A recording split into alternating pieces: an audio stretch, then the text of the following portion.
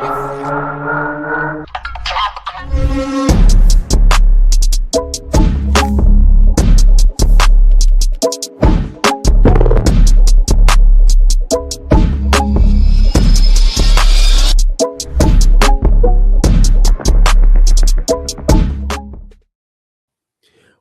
to In the Hot Seat, where each week we take the hottest tech news and put it in the hot seat to tell you what's hot and what's not.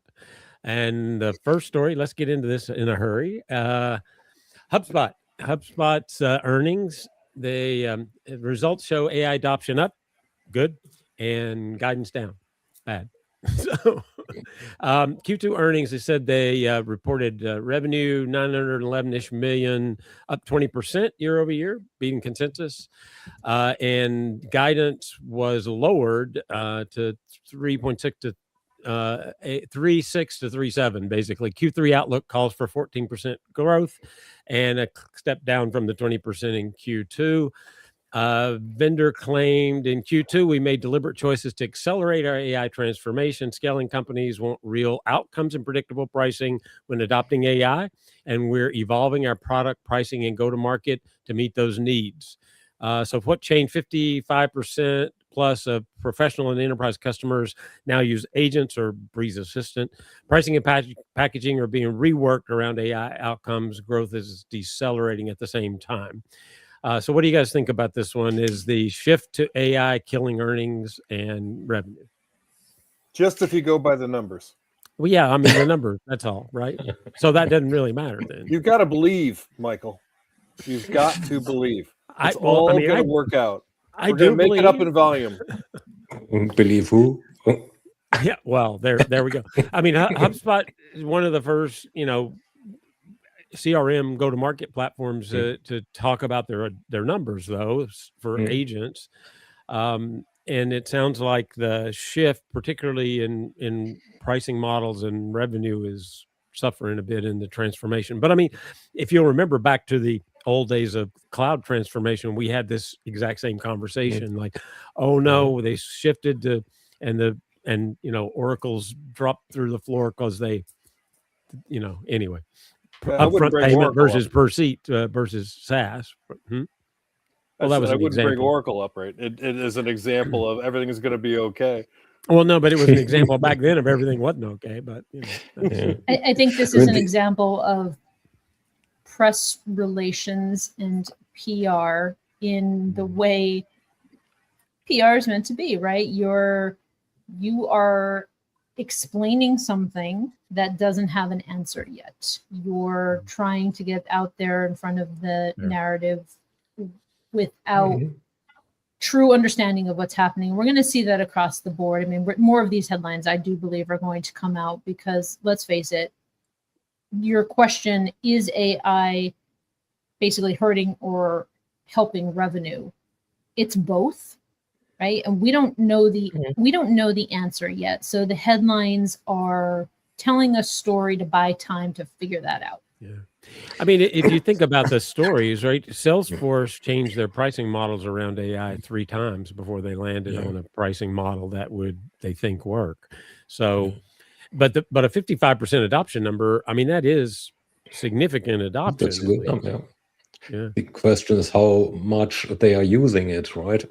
And how to put that into money. And there we are where Jody came from originally. So it's somewhat you say, Michael, it's kind of a transition in revenues. However, I wouldn't directly compare it to what happened back then in the on-prem to cloud days, because there, let's say, the new revenue model was clear, and here we just don't know, and they don't know how to monetize that stuff at all. No, that's fair. I mean, outcome-based, credit-based, tokens, whatever. Yeah, no, I mean that is, and it was a clear pricing model shift then, right? Upfront to per seat. Subscription revenue definitely took a hit in the transition period. So. To what degree are a lot of these moves defensive? I.e., everybody else is doing it, so we better do it too. Well, I mean, HubSpot was out pretty early with Agentic. Now, I mean, I would maybe say they were fast following Salesforce has moved to Agentforce, but Yeah. but I would definitely put them in that they definitely have gone all in here. Now, whether Yeah. that's Yeah, and for that they deserve some credit actually to go into an outcome-based pricing model, if only in parts of their own model or their overall model. But there's another thing that should worry them with regards to revenues, although they are quite confident by evidence of paying back shares. The customer growth is declining as well. So this is an alarm signal. And this is nothing that, well, it might be attributed to the change in pricing, but nobody knows yet, right? Yeah, well, I mean, that is the problem, right? What's underneath it? Is this simply a pricing model shift, which certainly does have a hit, or is there some fundamental underneath this that is causing that change? And you can't really tell in this early, I guess. Yeah. Well, and if you think about, oh, sorry, go ahead, Thomas. No, you. I was just going to say, if you think about, there was a quote. Let me pull it up here so I don't misspeak. Hold on one moment. Okay, we're talking about in Q2, we made deliberate choices to accelerate our AI transformation. Scaling companies want real outcomes and predictable pricing. That word scaling companies speaks directly to who is using HubSpot primarily, and you think about that group of users and how quickly they're adopting AI-based technologies. They're probably some of the most what's the word I'm looking for? I'm blank on the word in terms of the adoption. I'm blanking, gentlemen. I'm blanking. They're hungry, right? They're hungry. They're in there. They're testing. They're adopting. So Aggressive? It's not, to me. Thank you. Yes, it's progressive. It's not aggressive. Aggressive. Yeah. It is not. The 55% is, that's a great number. But I would also say it's also I would expect the number to be that high for this product. But the thing too, I mean, underneath this, Jody, I don't disagree with you, but I wonder when you talk about 55% are using it, how, right? Because I can tell you a lot of my conversations are, gee, I have these 8 pilot projects going, and that certainly isn't representative of the level of consumption. If you move to that pricing model, that would be there if you were actually in a scaling production environment. And there's still so much around what does an outcome actually mean, right? That's going to, that's a whole conversation in and of itself that, again, no one has answers to. Well, I mean, I think that's fair. The pricing shift is in the shifting stage right now. Yes, that is perfect. Okay, wait, we got to earmark that. The pricing shift is in the shifting phase by Michael Fawcett. But the other topic related to that is, I mean, HubSpot has a reputation for, not a reputation, but the brand means simple, or it's their branding, be simple, right? The predictive pricing alludes to that as well. Whereas, the token count is predictive as well. Well, if I consume more tokens, I predictively can pay more. So, but what they have added is additional pricing levers. And those contradict the model of simplicity. And that, along with them not being alone on the road, like, I mean, Microsoft and Salesforce, as Michael just said, they are already looking at the same types of pricing. This HubSpot and in the same bucket of remember their customer base. Remember their customer base too, Thomas. Right? I mean, they're clearly still strong in the mid market, not in the enterprise. I hate to agree with Thomas. I write that one down, Jody. I think he made a good point. I can't even get that out. But I did want to add one thing to the idea of outcome pricing, and in my mind, the difficulty there, confusion, or the complexity there is not defining the outcome. In my mind, it would be like they bought or they didn't, or they responded to an email or they didn't. That's pretty. What's the word, Jody? Simple. Oh, you're asking me. I'm Simple. That's pretty simple. Pretty binary. But where I do think it gets complex is like from the CFO's perspective, like is HubSpot really the one responsible for that outcome? We've got salespeople, we've got this, we got marketing, we got all these other things that we're doing to trick people into buying stuff from us. And why does HubSpot get paid for that, even if I can't tell whether they actually, like, how much of an effect did they have versus the rest of our marketing mix? Well, So and in to that me, case, that's where the confusion is. in that case, the consumption model is arguably, more effective perhaps than the outcome-based pricing model, and that there's still a lot of argument between the two. Right. But and the other thing I wonder about too, and we haven't really talked about this at all, is what are the macro conditions look like? Because the economy itself certainly plays a large impact on earnings. And is this really AI cannibalization or transition, or is it some sort of macroeconomic issues, or in fact, if it is outcome-based pricing and everybody's still in, or bulk of them are still in the pilot phase, then certainly you're not, either way, token or outcome-based, you're not getting the level of revenue you'd get off of it if you were using it full. All right. So I think this means we're at the voting stage. So what do you guys think? Is it hype? Is it not? What's happening here?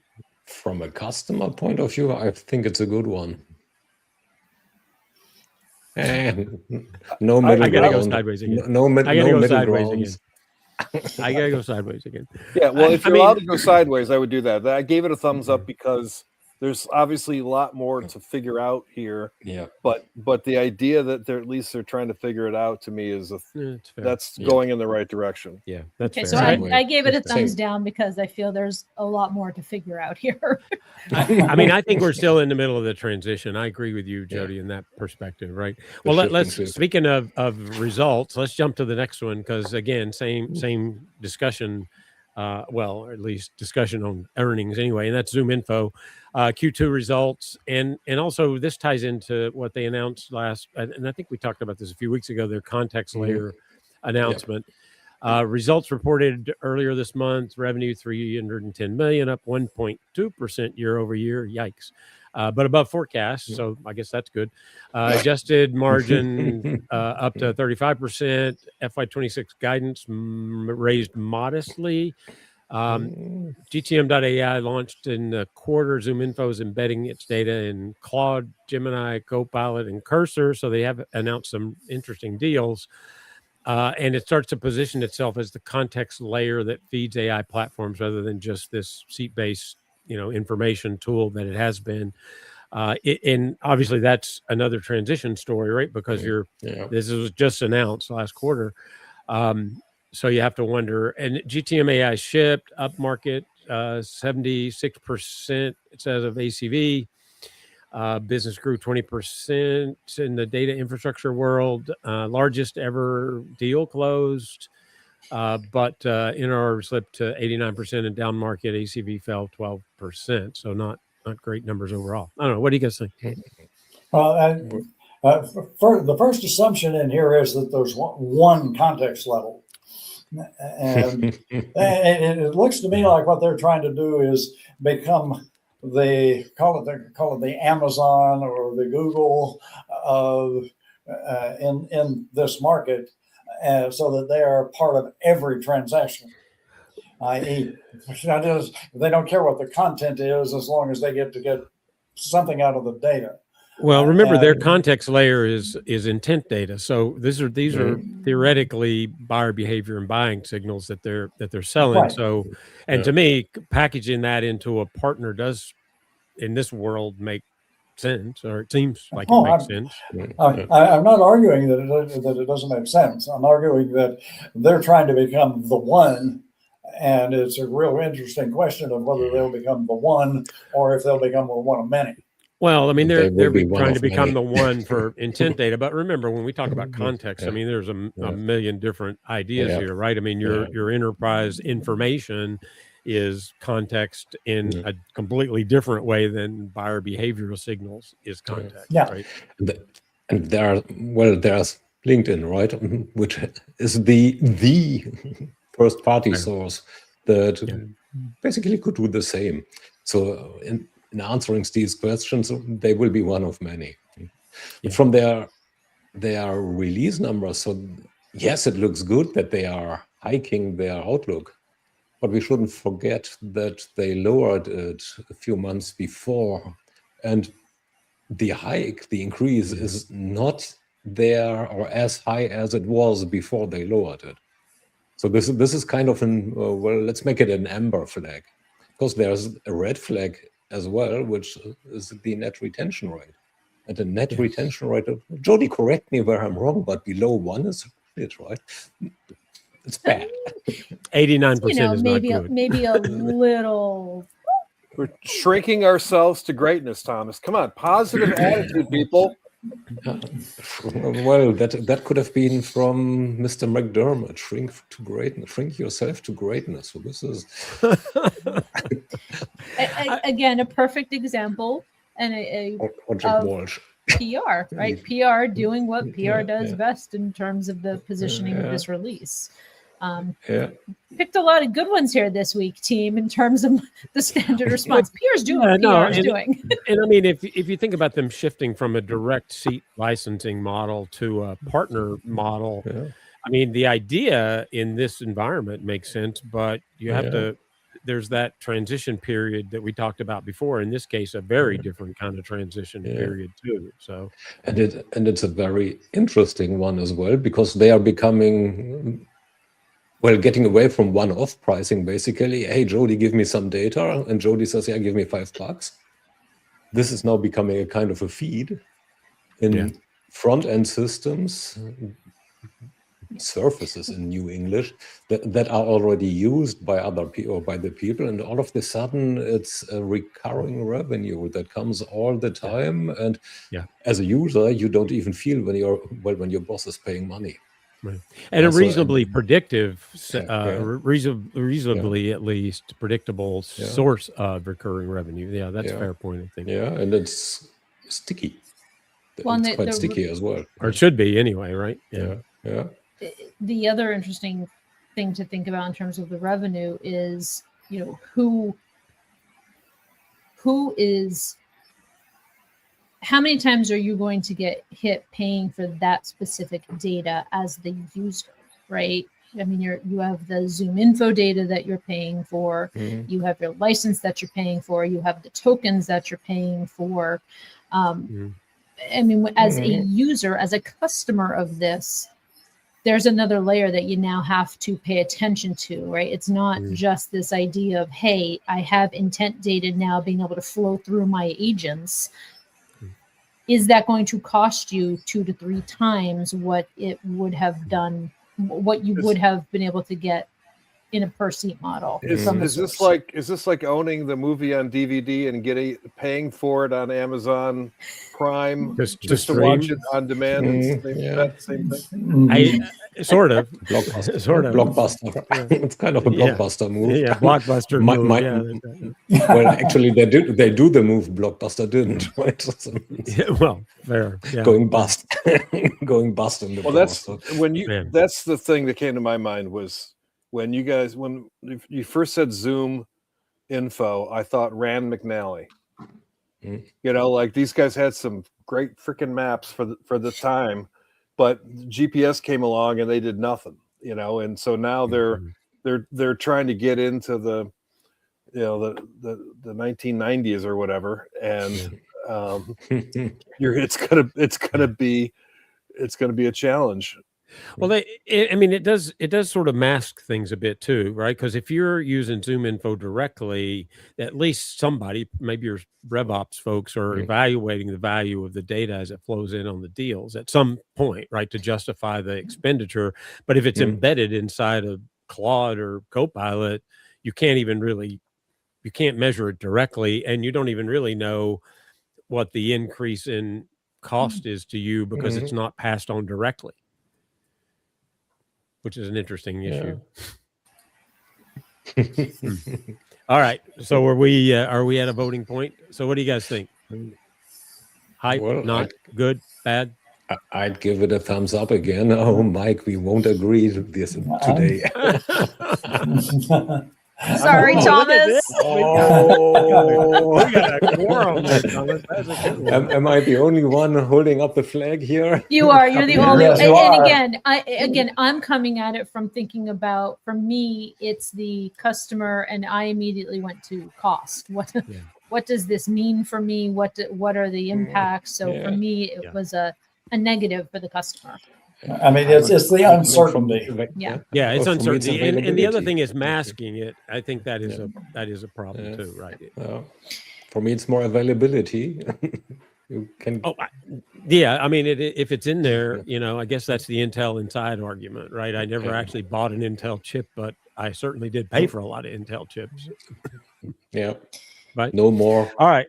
As you are. All right, let's move on to our final and second week we've done this tech startup of the week segment.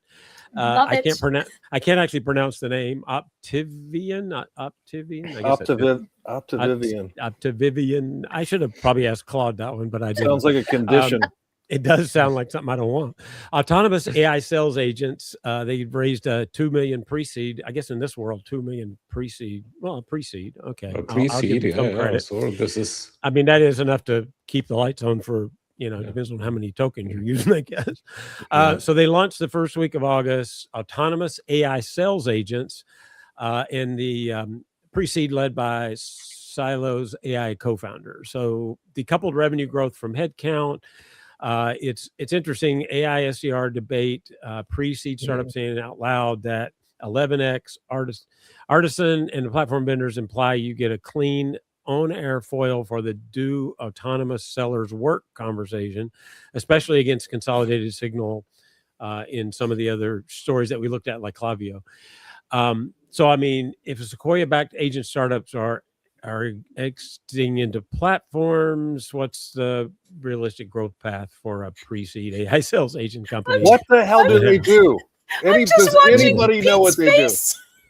Pre-seed, no, AI sales agent. So they have they're providing you agentic SDRs. They just, in simple words, Pete, they replace you. Yes, that's correct.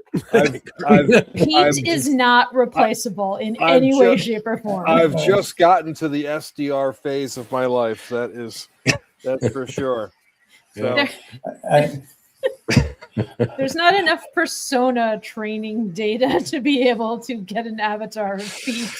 That is a good point. That is that's a fair point. I will accept that as an agentic Pete, probably not. I mean that in a good way, Pete. It's tough enough to take one of me. I wouldn't want to force multiple whole army of Pete's. You can hire him all as SDRs. I'm going to keep calling you until you give me a meeting.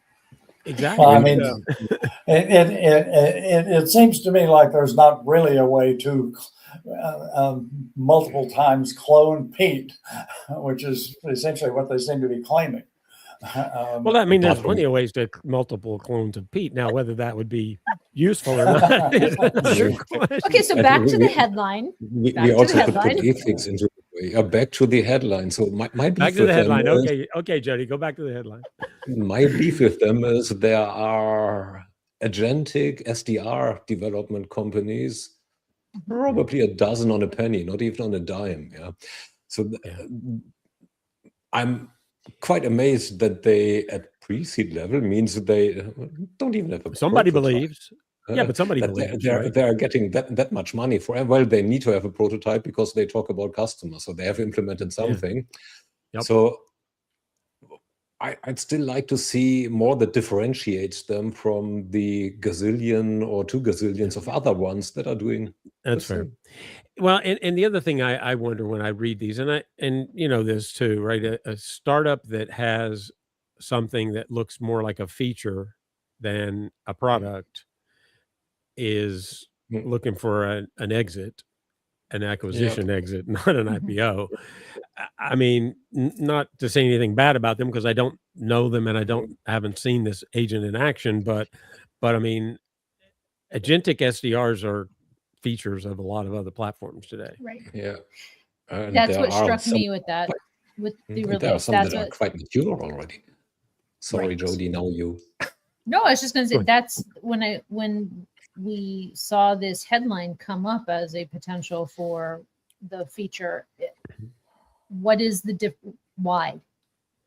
Yeah. Right. That's my question. Why? Yeah. There's nothing. Yeah. Well, my argument here is that of that exact argument, right? A lot of the AI startups that we're looking at are in fact features, not true standalone products. And I guess the warning there is if you're looking at something like this, make sure you understand the path there as you make your decisions. Do you want to invest here for SDRs, or are you going with HubSpot or Agentforce, Salesforce, Microsoft, Oracle, one of the other embedded SDR, agents, agentic solutions? But back to what you said initially, while it's $2 million in pre-seed, I mean that's still a significant amount given the competition that is out there right now. So clearly there is something worth watching, right? I mean, if you're at that level of fundraising for something that exists in a pretty crowded market, somebody believes or somebody's hedging bets. You remember this co-working space company 2 years ago? They got billions, and well, my summary. Are you saying that didn't work out? There's more money than brains in the investment community. Is that really true today? That's the question. Like, I'm seeing too many checks just being written. Well, I mean, honestly, if you have AI in your startup name and pitch deck, yes. If you don't, okay, fair point. But at some point, right, back to what we talked about how many episodes ago, and almost on every episode, every product today basically has an AI flair of some sort. If it doesn't, they're not getting any money. Right. Isn't that a sign, Jody? One could just remove it. That would make you stand out. Ooh, because it's there anyway. But filing bankruptcy is not a way to stand out effectively. You will stand out. If you succeed only by putting that abbreviation into your company name, then you're doing something wrong anyways. At least by the domain. Or well, the investors are doing something wrong anyways. You are doing something right, because if you're getting the money thrown at you because you have AI in your name, then, well, I tip my head, not head. Yes. All right. Well, let's vote before we run out of time here. So what do you guys think? Pete's still trying to figure out what they do. I'm still trying to pronounce their name. I was going to vote the way that Jody did, which was he captured it in one word. Which was why.